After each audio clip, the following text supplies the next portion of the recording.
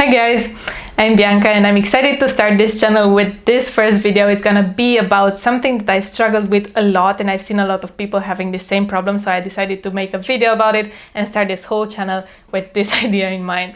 And it's gonna be about how to push through difficulties when you are solving problems, when you are trying to prepare for an interview, when you're trying to become a software engineer and you get to difficult parts where you have to sit in front of the computer and find solutions and you don't know the solution yet and you have to push through, stay there, get motivated and continue until you do.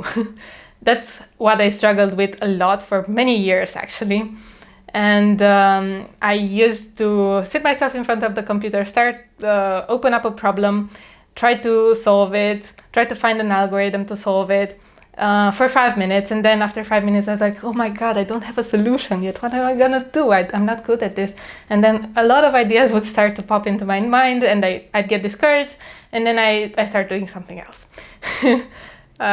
So I got from that part, from the part where I was very discouraged, very anxious, to preparing for interviews, to getting an internship at Google, getting 3 internships at Google, getting a full-time offer, rejecting that full-time offer to start a startup. And now we're working on Well Code and we're actually helping people learn to code and get to push through the same challenges that we did. Okay, so now to describe my journey from where I went to where I'm at now, and hopefully it will help you understand how to go through the difficult emotions that might overcome you when you're not feeling sure of yourself, when you're learning something new, when you're trying to learn to code and you don't know to solve a problem. A bit of background: I grew up in Romania. I used to be a very shy young kid. I used to be scared that other people will judge me, so I didn't speak about my opinions a lot, and I used to keep to myself a lot, but I still liked solving puzzles and reading a lot of books, so I was very creative on the inside. That's what I want to think about myself. And I also was pretty good at math, so in the math class I used to understand theorems pretty easily, and I actually participated in some contests, but I never really prepared alone because, as I said, I used to get discouraged, so I didn't really solve any difficult problems. I used to pick the problems that were in my comfort zone, a bit more difficult but not too difficult, so that I don't get discouraged, and just solve those. So I wasn't doing that much progress. I would just increase a bit by bit by bit by bit. And yeah, that worked pretty well, I guess. I didn't go very far, but I got some prizes in some competitions, mainly local competitions in math. And at some point I decided, okay, I want to go do a Google internship. I didn't actually decide. It's a long story, but I'm going to do a different video about it because it's a long story. I actually decided to go for a Google internship. And so I had to prepare for the interviews. At that point, I knew basic algorithms in computer science. I knew how to use if statements. I knew how to use loops. I knew how to use basic recursion, some graphs, and yeah, that's backtracking a bit, but just basic level. So I needed to go from that to learning more difficult algorithms that you need to know for coding interviews, and to do a personal project and make a CV out of it and apply for an internship. So that was very far ahead, I would say.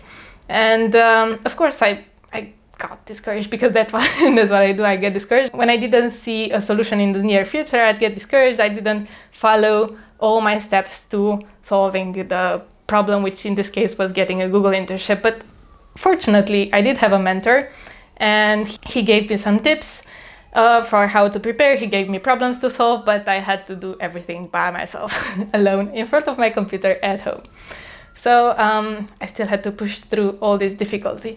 And what I did was, at his suggestion, I started participating in coding competitions.